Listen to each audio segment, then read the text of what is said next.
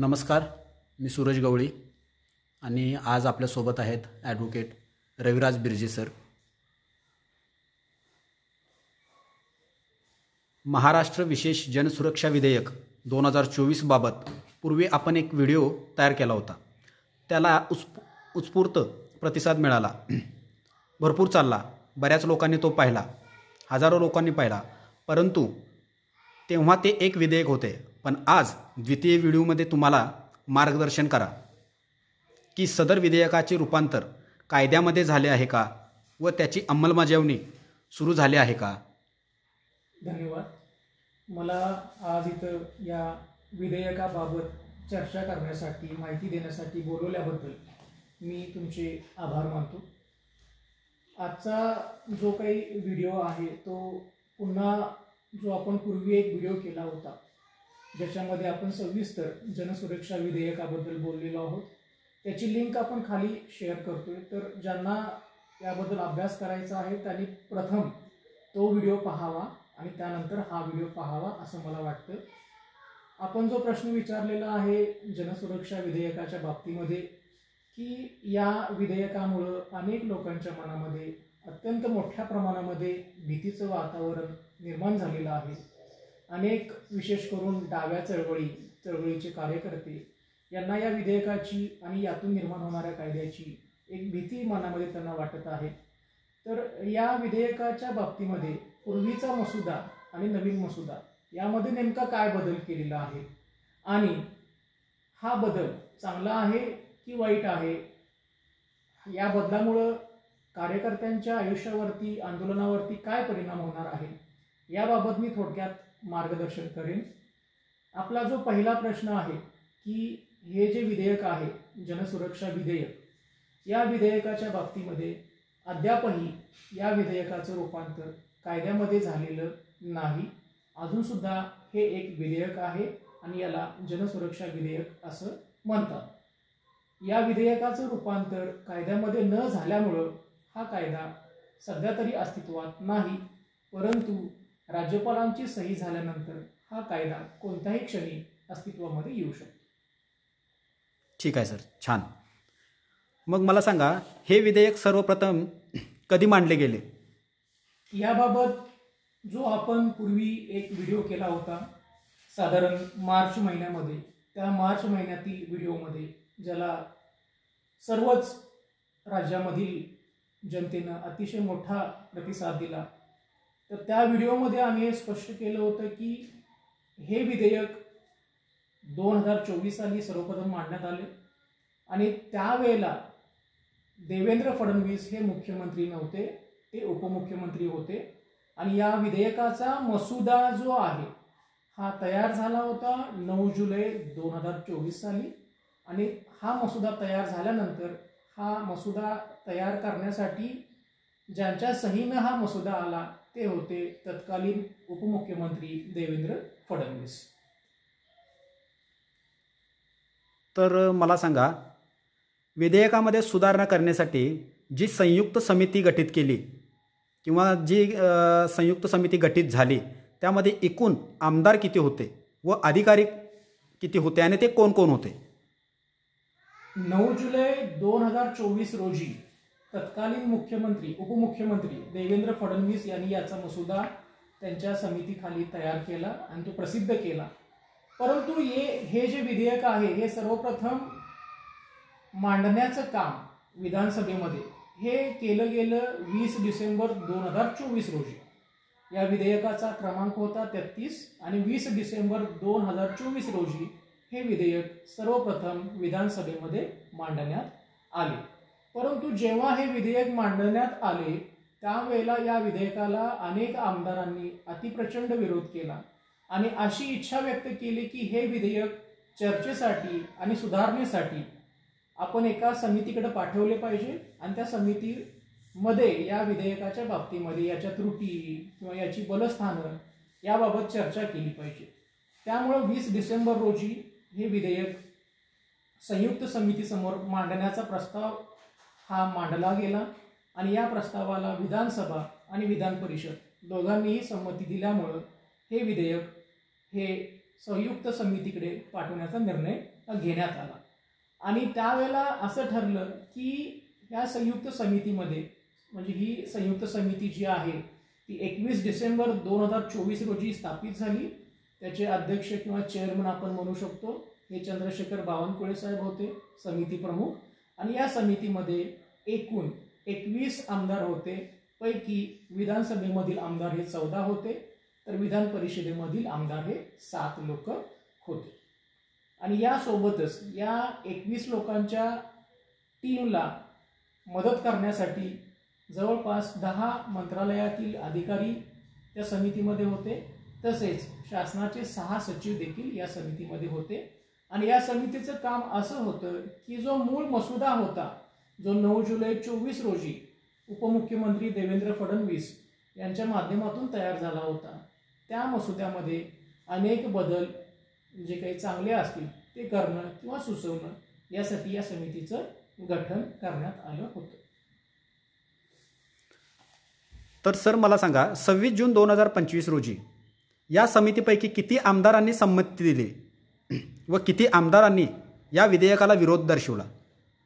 या प्रश्नाचं उत्तर देण्यापूर्वी आपण हे समजून घेतलं पाहिजे की जी आमदारांची संयुक्त सुधारणा समिती गठीत झाली होती, ज्याचे प्रमुख हे चंद्रशेखर बावनकुळे होते, या समितीच्या एकूण किती बैठका झाल्या याबद्दल थोडंसं आपण विचार केला पाहिजे.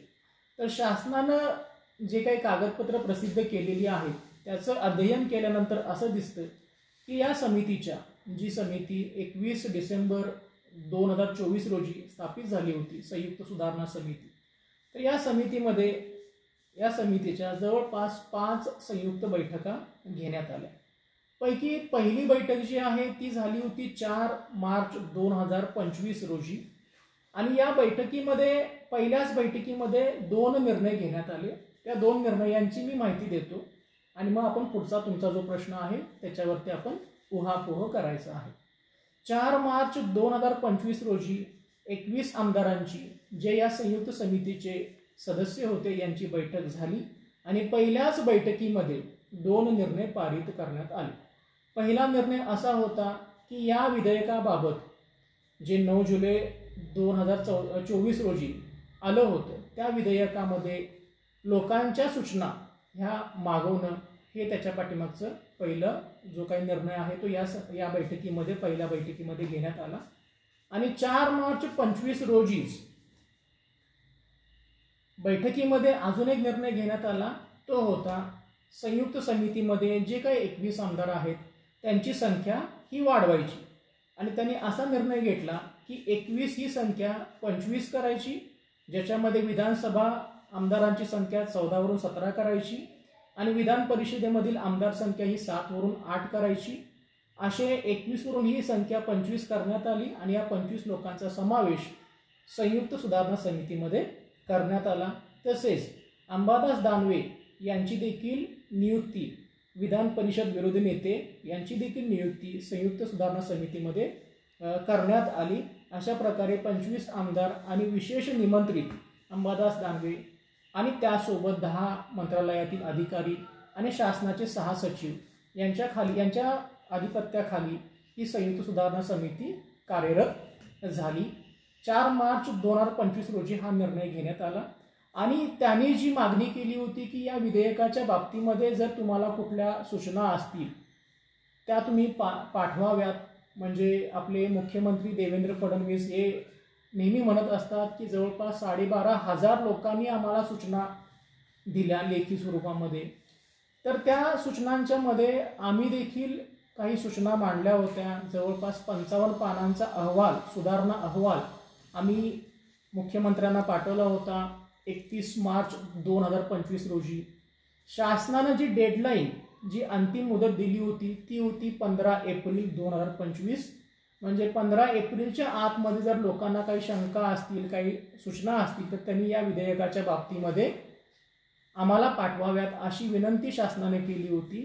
तर त्याच्यासाठीच आम्ही 31 मार्च 25 रोजी 55 पानाचा सुधारणा अहवाल हा मुख्यमंत्र्यांना पाठवला होता.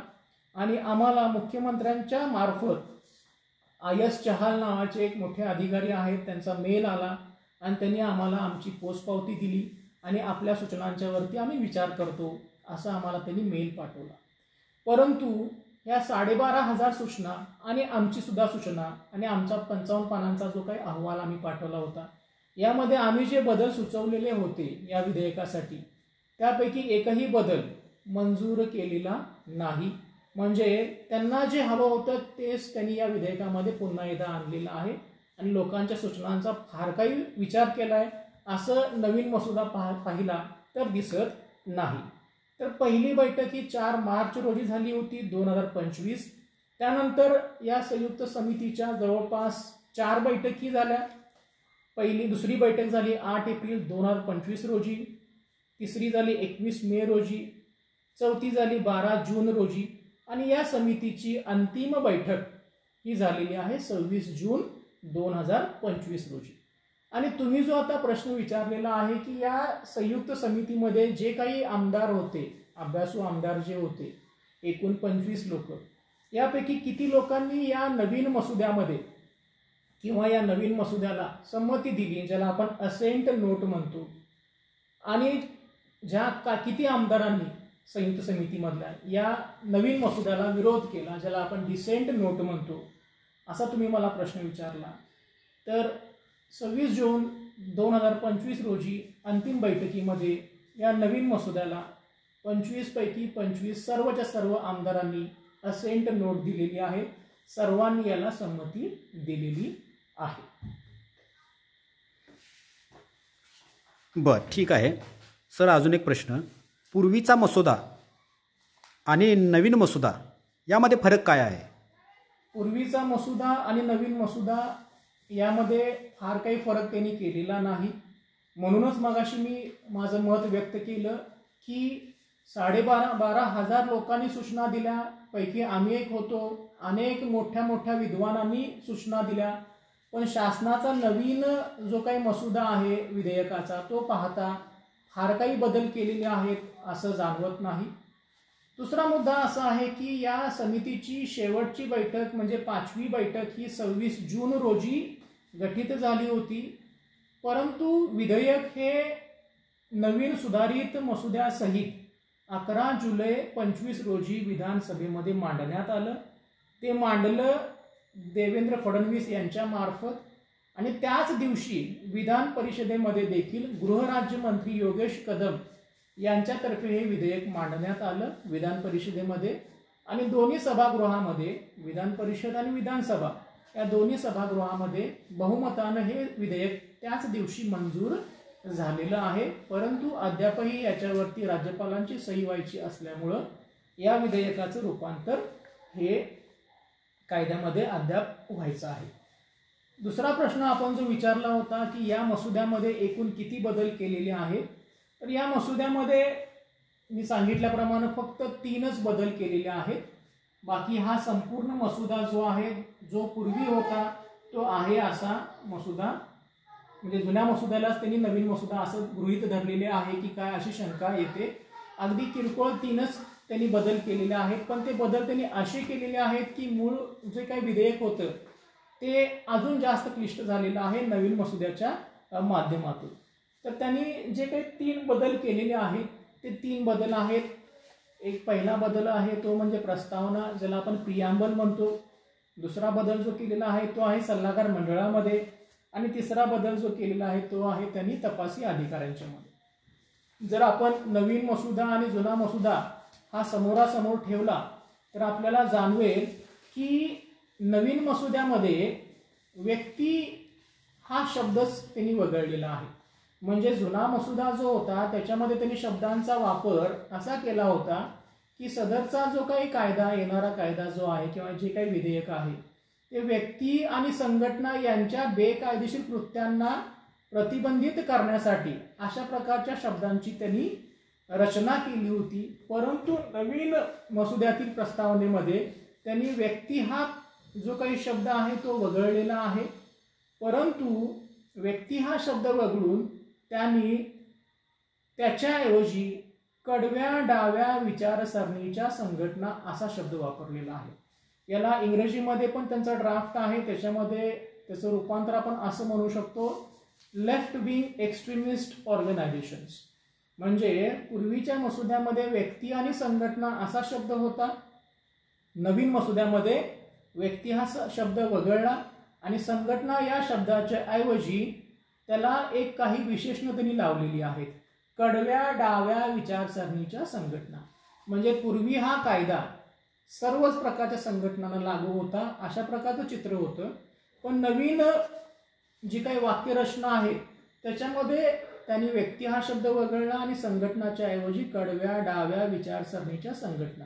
म्हणजे एकंदरीत प्रस्तावनेमधील बदल पाहता असे जाणवते की सरकारला हा कायदा फक्त कडव्या डाव्या विचारसरणीच्या संघटनांना लावायचा आहे.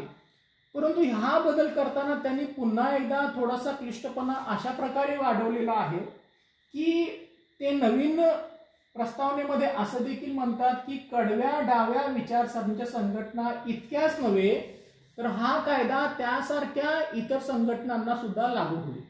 म्हणजे त्यासारख्या इतर संघटना म्हणजे कुठल्या संघटना? मग आपण त्याच्यामध्ये उजव्या संघटना घेऊ शकतो का, ज्या अतिशय टोकाच्या आहेत, का फक्त डाव्या संघटना? तर मला असं वाटतं की कडव्या डाव्या विचारसरणीच्या संघटना या शब्दांच्या ऐवजी फक्त संघटना हा शब्द वापरला असता तर ते जास्त उपयोगी ठरलं असतं. किंवा तुम्ही असं म्हणायला पाहिजे होतं की कडव्या डाव्या विचारसरणीच्या संघटना किंवा त्यासारख्याच कडव्या उजव्या विचारसरणीच्या संघटना, अशा शब्दांची तिने रचना केली असती तर कायद्याला थोडंसं एक चांगलं स्वरूप प्राप्त झालं असतं. म्हणजे क्लिअर झालं असतं की हा कायदा नेमका कुणाला लागू होतो. परंतु आता तरी असं दिसतंय की त्यासारख्या संघटना म्हणजे कोणकोणत्या संघटना यातून कुठलाही अर्थबोध होत नाही. त्यामुळे काही लोक म्हणतील की हे फक्त कडव्या डाव्या विचारसरणीच्या लोकांना लागू होत नाही तर हे उजव्या लोकांना सुद्धा लागू होतं. त्यामुळे हा जो त्यांनी बदल केलेला आहे या बदलामुळं नवीन मसुदा अजूनच क्लिष्ट झालेला आहे असं म्हणता येईल. त्यानंतर व्यक्ती हा शब्द बदलल्यामुळं आता हे स्पष्ट झालेलं आहे की हा कायदा फक्त आणि फक्त संघटना केंद्रित झालेला आहे. व्यक्ती हा शब्द नसल्यामुळं व्यक्ती केंद्रित हा कायदा नसून, हे विधेयक नसून, हे विधेयक संघटना केंद्रित झालेलं आहे. आपण जर संपूर्ण विधेयक बघितलं तर व्यक्ती हा शब्द कुठंही उपस्थित नाही. अर्बन नक्षल हा शब्द कुठंही उपस्थित नाही. कडवे डावे संघटन हा शब्द प्रस्तावना सोडली तर विधेयकाच्या अंतरंगामध्ये कुठंही नाही. आणि कडव्या डाव्या विचारसरणीच्या संघटना किंवा त्यासारख्या इतर संघटना हे शब्द स्पष्टपणे दर्शवतात की या व्याख्येमध्ये अनेक प्रकारच्या संघटना येऊ शकतात. त्यामुळे उद्या असा देखील मुद्दा उपस्थित होऊ शकतो की इतर त्यासारख्या संघटना म्हणजे कुठल्या संघटना, मग त्याच्यामध्ये उजव्या संघटना देखील येऊ शकतात की काय. तर हा पहिला बदल त्यांनी प्रस्तावनेमध्ये केलेला आहे. दुसरा जो बदल आहे तो त्यांनी केलेला आहे सल्लागार मंडळामध्ये. सल्लागार मंडळामध्ये पूर्वी त्याला आपण ॲडवायझरी बोर्ड असं म्हणतो, तर हा त्यांनी छोटासा बदल केलेला आहे. तर ॲडवायझरी बोर्ड नावाची एक संकल्पना ज्याला आपण सल्लागार मंडळ म्हणतो ती जुन्या मसुद्यामध्ये होती आणि जुन्या मसुद्यामध्ये 3 लोकांचा समावेश हा सल्लागार मंडळामध्ये असावा असं सरकारचं म्हणणं होतं. आणि ते 3 लोक म्हणजे कोण होते तर जे उच्च न्यायालयाचे न्यायाधीश आहेत असा व्यक्ती, किंवा जे उच्च न्यायालयाचे न्यायाधीश राहिलेले आहेत अशी व्यक्ती, किंवा जे उच्च न्यायालयाचे न्यायाधीश होण्यास पात्र आहेत असा व्यक्ती. ही एक व्यक्ती असावी सोबत असावी. अशा 3 लोकांचा त्यांनी समावेश केला होता आणि यांची नेमणूक जी आहे ती शासन करणार होतं असं हे जुन्या मसुद्यामध्ये लिहिलेलं होतं. आता नवीन मसुद्यामध्ये त्यांनी काय केलेलं आहे तर सल्लागार मंडळ जे आहे त्याच्यामध्ये थोडेसे त्यांनी बदल केलेले आहेत. सल्लागार मंडळामध्ये आता देखील 3 लोकांचीच नेमणूक झाली पाहिजे असं सरकार म्हणतं, पण त्यांची जी पात्रता आहे ती थोडीशी त्यांनी बदललेली आहे. 3 लोकांच्या पैकी एक व्यक्ती हा उच्च न्यायालयाचा न्यायाधीश किंवा न्यायाधीश असण्यास पात्र असला पाहिजे. असा व्यक्ती अध्यक्ष असेल आणि असा व्यक्ती सोडून अजून 2 लोकांची नेमणूक केली गेली पाहिजे. त्या 2 लोकांच्या पैकी एक असेल निवृत्त सेवानिवृत्त जिल्हा न्यायाधीश आणि दुसरा व्यक्ती असेल उच्च न्यायालयातील सरकारी वकील. पूर्वी जो मसुदा होता त्याच्यामध्ये तिन्ही लोकांची पात्रता अशी असायला हवी होती जे उच्च न्यायालयाचे न्यायाधीश आहेत किंवा तसे होण्यास ते पात्र आहेत. आता मात्र एक सरकारी वकील, एक निवृत्त जिल्हा न्यायाधीश आणि एक हायकोर्टमधील न्यायाधीश किंवा हायकोर्टमधील न्यायाधीश होण्यास पात्र असलेला एखादा व्यक्ती, अशी 3 लोकांची ती समिती असायला पाहिजे. म्हणजे हा एक छोटासा किरकोळ बदल केलेला आहे, पण जो काय पूर्वीचाच मसुदा आहे तो आहे असा त्यांनी ठेवलेला आहे. त्यानंतर तिसरा जो त्यांनी बदल केलेला आहे तो आहे तपासी अधिकारी या संकल्पनेमध्ये. तर त्यांच्या मते आता पूर्वी या कायद्याअंतर्गत जे जे काही गुन्ह्यांची नोंद केली जाईल, पोलीस त्याची दखल घेतील, तर त्या गुन्ह्यांचा तपास हा PSI ज्याला आपण म्हणतो, पोलीस सब इन्स्पेक्टर, ज्याला पोलीस उपनिरीक्षक आपण असं म्हणू शकतो, या व्यक्तीला, या अधिकाऱ्याला करण्याचा अधिकार होता. पण आपण जर नवीन मसुदा पाहिला तर उपनिरीक्षक हे शब्द वगळून तिथं उप अधीक्षक हे नाव घातलेलं आहे. म्हणजे या येणाऱ्या कायद्याच्या अंतर्गत जे जे काही गुन्हे दाखल होतील ते सर्व गुन्हे तपासण्याचा, त्याचा तपास करण्याचा अधिकार हा DYSPंनाच असणार आहे. त्याच्या खालच्या अधिकाऱ्यांना या गुन्ह्यांचा तपास करता येणार नाही, असं नवीन जो काही बदल केलेला आहे त्याच्यामध्ये दिसतंय. मग पुन्हा याच्यामध्ये हाच प्रश्न निर्माण होतो की किती अधीक्षकांची संख्या आहे, उप अधीक्षकांची संख्या आहे, एवढे DYSP आपल्या इथं आहेत का? आणि जर DYSPनी जर चौकशी तपास करायचा असेल तर ह्या कायद्याअंतर्गत, येणाऱ्या कायद्याअंतर्गत, सदरचा जे काही विधेयक आहे त्याच्या अंतर्गत जर जास्तीत जास्त शिक्षा ही 7 वर्षांच्या पर्यंत असेल, 5 वर्षांच्या पर्यंत असेल, 3 वर्षांच्या पर्यंत असेल, तर DYSP इतक्या मोठ्या अधिकाऱ्याची गरज काय याचा तपास करण्यासाठी, असा एक प्रश्न निर्माण झालेला आहे. त्यामुळे शासनाने जे काही या मसुद्यामध्ये बदल केलेले आहेत ते बदल पाहता शासनानं सर्वच्या सर्व जुना मसुदा आहे असा कॅरी फॉरवर्ड केलेला आहे आणि अगदीच जुजबी 3 बदल केलेले आहेत. पण ते बदल असे केलेले आहेत की त्याच्यामुळं या कायद्यामधील क्लिष्टता वाढलेली आहे. थँक्यू. अजून एक शेवटचा प्रश्न विचारतो सर. सदर विधेयक राज्यपालांच्या सहीने अंमलात आले तर नवीन येणारा कायदा रद्द होण्यासाठी कोणकोणते मुद्दे असणार आहेत? आता याबाबत जुना जो आमचा व्हिडिओ होता त्याच्यामध्ये आपण सविस्तर ह्याच्याबद्दल विवेचन केलेलं आहे. त्यामुळे पुन्हा याच्यावरती सविस्तर बोलणं योग्य ठरणार नाही. त्याच्यामध्ये आम्ही मुद्दे मांडलेलेच आहेत. आपला प्रश्न असल्यामुळं अगदी थोडक्यामध्ये मी जे काही मुद्दे आहेत, ज्या मुद्द्यांच्या आधारे आपल्याला हा येणारा कायदा, सध्या हे विधेयक आहे, हा हायकोर्टमध्ये आव्हानित करता येऊ शकतो किंवा जे काही कच्चे दुवे आहेत ह्या विधेयकामधील ते आपल्याला एक्सपोज करता येऊ शकतात. आणि कायदा आणण्याबद्दल आमचं काही दुमत नाही आहे. नक्षलवादात थांबलाच पाहिजे, आतंकवादात थांबलाच पाहिजे. पण त्यासाठी जो कायदा आपण आणणार आहोत तो अतिशय चांगल्या प्रकारे कॉन्क्रीट आणि स्टेबल आणि परफेक्ट अशा स्वरूपाचा असावा असं आम्हाला वाटतं. त्याच्यामध्ये कोणत्याही चुका किंवा ढोबळमानानं व्याख्या किंवा मोगम शब्द अशाचा वापर असता कामा नये असं आमचं मत आहे.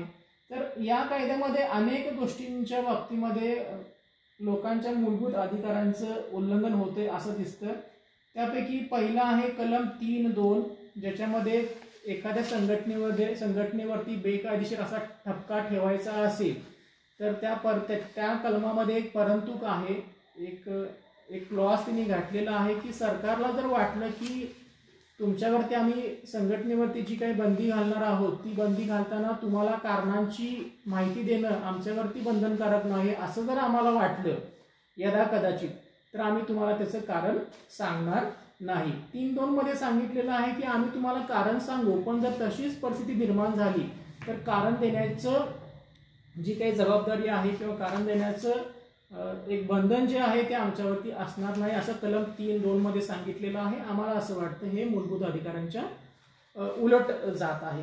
त्यानंतर अशी एखादी संघटना, डावी विचार संघटना ही बेकायदेशीर घोषित जर केली आणि त्याची जी काही घोषणा आहे ती राहणार आहे 1 वर्षाच्या कालावधीसाठी, पण जर सरकारला ती वाढवायची असेल, 1 वर्षापेक्षा अधिक काळ वाढवायची असेल तर कलम 3(5) कलम 3 उपकलम 3 प्रमाणे, उपकलम 5 प्रमाणे ही मुदतवाढ करण्यासाठी सुद्धा कारण सांगण्याची सक्ती सरकारवरती नाही. त्यामुळे आमच्यावरती कारवाई का होत आहे याचीच माहिती लोकांना असणार नाही, संघटनांना असणार नाही. त्यामुळे हा एक कलम आपल्याला थोडासा सुधारित करावा लागेल. त्यानंतर कलम 11 उपकलम 9 मध्ये तपासामधून मिळालेली जी माहिती आहे ती देण्याचं सुद्धा बंधन नाही, हे देखील अयोग्य आहे. कलम 9 उपकलम 1 मध्ये जागा सूचित करताना म्हणजे एखादी संघटना जर बेकायदेशीर घोषित केली तर त्या संघटनेनं जिथं ती ज्या जागा त्या संघटनेनं वापरलेल्या आहेत त्या नोटिफाय करताना पूर्वसूचना देणं किंवा कारणं देणं हे देखील बंधनकारक नाही. कलम 10 उपकलम 2 प्रमाणे जंगम मालमत्ता जप्त करण्यासाठी संपूर्ण माहिती देणं हे सरकारवरती बंधनकारक नाही. कलम 11 उपकलम 4 मध्ये प्रतिबंधात्मक आदेश देण्यापूर्वी पूर्वसूचना देणं हे देखील असंबद्ध आहे. तेव्हा या कलमामध्ये देखील थोडेसे बदल होणं गरजेचं आहे. सल्लागार मंडळाची नेमणूक सुद्धा सरकार करणार आहे आणि त्याच्यामध्ये पण एक सरकारचा अधिकारी सरकारचे वकील असणार आहे. सरकारच्या वकिलांचं कामच मुळात सरकारची बाजू मांडणं असं असतं. त्यामुळे इकडं आम्हाला न्याय मिळू शकेल का अशी एक शंका डाव्या विचारसरणीच्या लोकांच्या मनामध्ये निर्माण झालेली आहे. आणि दुसरे असणार आहेत एक निवृत्त न्यायाधीश. त्यामुळे ते निवृत्त असल्यामुळे त्यांना देखील तितक्या पॉवर्स आहेत का हे देखील पाहणं गरजेचं आहे. त्यामुळे सल्लागार मंडळ या बाबतीमध्ये देखील आपण विचार केला पाहिजे. UAPA जो कायदा आहे तो पाहिला तर UAPA कायद्यामध्ये सल्लागार मंडळ किंवा ॲडवायझरी बोर्डची रचना नाही, तिथं ट्रायब्युनल आहे, न्यायाधिकरण आहे. त्यामुळे असं वाटतं आम्हाला की या कायद्याच्या अंतर्गत आपल्याला सुद्धा किंवा सरकारनं सुद्धा ॲडवायझरी बोर्डच्या ऐवजी ट्रायब्युनल न्यायाधिकरणाची व्यवस्था करायला पाहिजे होती आणि तिथं देखील सिटिंग हायकोर्टचे जज हे बसायला हवे होते. त्यानंतर राज्य सरकारनं नोटिफाय केलं, डिक्लेअर केलं एखादी संघटना घोषित तर त्या बाबतीमध्ये रिप्रेझेंटेशन जे आहे ते देखील कलम 3 उपकलम 6 प्रमाणे सरकारकडेच करावं लागतं. त्यामुळे सरकारच बंदी घालणार किंवा सरकारच नोटिफाय करणार, बेकायदेशीर घोषित करणार आणि सरकारकडेच आम्ही अर्ज करायचा, त्या संघटनांनी अर्ज करायचा, हे देखील कलम कुठेतरी चुकीचं वाटतं.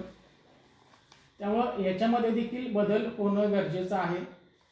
नंतर कलम 10 उपकलम 6 मध्ये जी काही जप्ती केली जाईल त्या जप्तीच्या आदेशांच्या विरोधामध्ये जर त्या संघटनेला काही कार्यवाही करायची असेल तर ती कारवाई देखील राज्य सरकारकडेच करावी लागेल. त्यासाठी सुद्धा वेगळं फोरम कुठलं उपलब्ध नाही. मग पुढे आपल्याला हायकोर्टमध्ये जावं लागेल आणि हायकोर्टमध्ये इतके लोक जाऊ शकतील का हा देखील प्रश्न निर्माण होऊ शकतो. त्यानंतर कलम 11 उपकलम 11 यानुसार जप्तीच्या आदेशांच्या विरोधामध्ये फेरविचार अर्ज राज्य सरकारकडे सादर केला जाऊ शकतो. पण त्याच्यावरती निर्णय घेण्याचा जो काही भाग आहे त्या बाबतीमध्ये देखील अनेक अयोग्य तरतुदी या कलमामध्ये किंवा या विधेयकामध्ये केलेल्या आहेत. त्यामुळं इथं एक स्पेशल ट्रायब्युनल असतं तर त्या संघटनांना थोडासा न्याय मिळाला असता असं आम्हाला वाटतं. त्यामुळे याच्यामधून सुद्धा अनेक अडचणी निर्माण होणार आहेत. त्यानंतर अनेक गोष्टींच्यासाठी म्हणजे हा मूलभूत जर कायदा तुम्ही बघितला तर हा कायदा फक्त 5 गोष्टींच्या बाबतीमध्ये संबंधित आहे. एक म्हणजे एखादी संघटना बेकायदेशीर आहे की नाही हे घोषित करणं. दुसरं म्हणजे त्या संघटनेसाठी जो निधी वापरलेला आहे त्या बाबतीमध्ये. तिसरं म्हणजे त्या संघटनेनं ज्या ज्या जागा वापरलेल्या आहेत त्या बाबतीमध्ये. चौथं म्हणजे त्या जागांच्या आतमध्ये ज्या ज्या वस्तू सापडलेल्या आहेत त्या बाबतीमध्ये. आणि 5वी जी गोष्ट आहे ती म्हणजे या कायद्याच्या अंतर्गत किंवा या विधेयकाच्या अंतर्गत जे काही गोष्टी ज्या काही गुन्हे होणार आहेत त्या बाबतीमध्ये. असे 5च मुद्दे ह्या कायद्याच्या अनुषंगानं या विधेयकाच्या अनुषंगानं महत्त्वाचे आहेत. पण बऱ्याचशा वेळेला याच्यामध्ये तुम्ही बघितलं तर 15 दिवसांची मुदत दिलेली आहे की जर तुम्हाला अपील करायचं असेल किंवा रिव्हिजन करायचे असेल किंवा रिप्रेझेंटेशन करायचं असेल तर 15 दिवसांच्या तुम्ही एक मर्यादा एक मुदत तुम्ही ठेवलेली आहे. तेव्हा आम्हाला असं वाटतं की हे कुठतरी कमी आहे, अयोग्य आहे. अगदी हायकोर्टमध्ये जर तुम्हाला रिव्हिजन दाखल करायचे असेल तर त्यासाठी सुद्धा त्यांनी फक्त 30 दिवसांची मर्यादा दिलेली आहे. जप्तीच्या आदेशाविरुद्ध अपील करण्यासाठी 30 दिवसांची मर्यादा दिलेली आहे.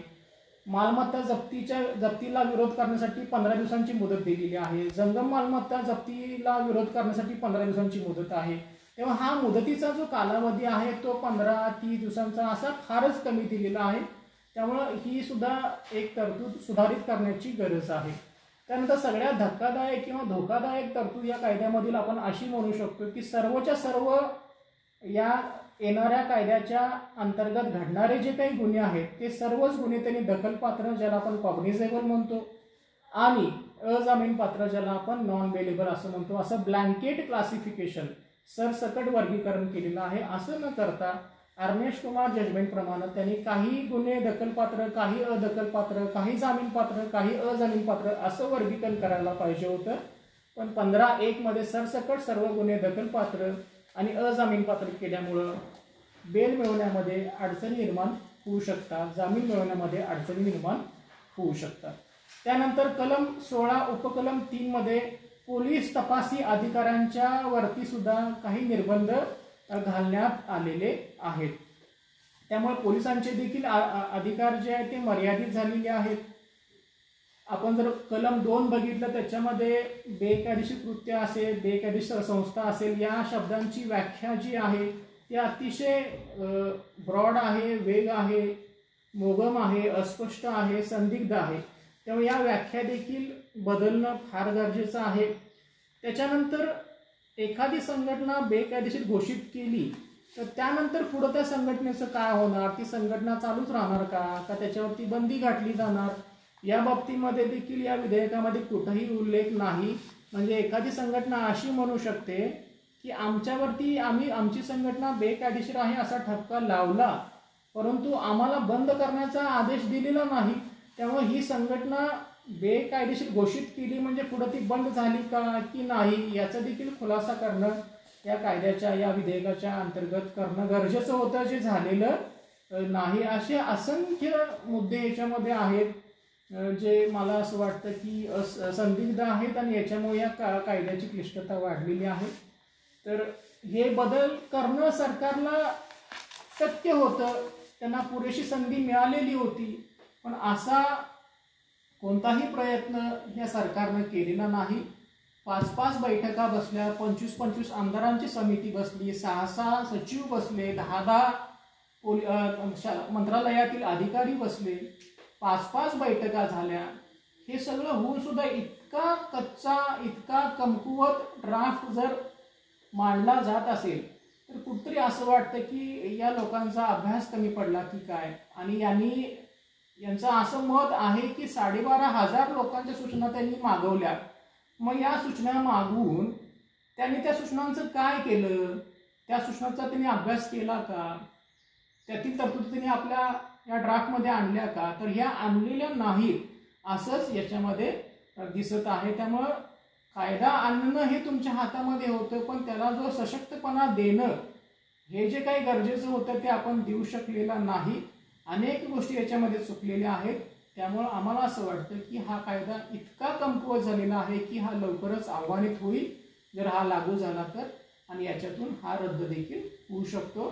आणि जर हा कायदा अंमलामध्ये आणला, तो लागू केला, तर फक्त डाव्या संघटनाच नव्हे तर सर्वच प्रकारच्या संघटना या आधिपत्याखाली येऊ शकतात, यांच्यावरती हा कायदा लागू केला जाऊ शकतो. आणि सर्वात अडचण ही जी आहे ती होणार आहे तपासी अधिकाऱ्यांची, कारण या कायद्याच्या अंतर्गत इतक्या चुका आहेत की तपासी अधिकाऱ्यांना देखील या कायद्याच्या अंतर्गत, विधेयकाच्या अंतर्गत होणाऱ्या गुन्ह्यांच्या बाबतीमध्ये तपास करताना प्रचंड अडचणींना सामोरं जावं लागू शकतं. त्यामुळे याच्यामध्ये एकच गोष्ट करावी असं मला वाटतं की राज्यपालांनी याच्यावरती सही न करता हे पुन्हा विचारार्थ विधानसभेमध्ये किंवा विधान परिषदेमध्ये पुनश्च पाठवावं आणि जे काही बदल राहिलेले आहेत ते बदल करावे. आणि मग हा या विधेयकामध्ये तिसऱ्यांदा बदल करून त्यानंतर हा कायदा सशक्त करावा, अशा प्रकारचे एक आपण मार्ग निवडू शकतो असं मला वाटतं. पण सध्या तरी दोन्ही मंडळांनी हे मंजूर केलेलं आहे आणि राज्यपाल कुठल्याही क्षणी हे मंजूर करू शकतात आणि याचं रूपांतर कायद्यामध्ये होऊ शकतं. धन्यवाद सर, चांगल्या प्रकारे माहिती दिल्याबद्दल.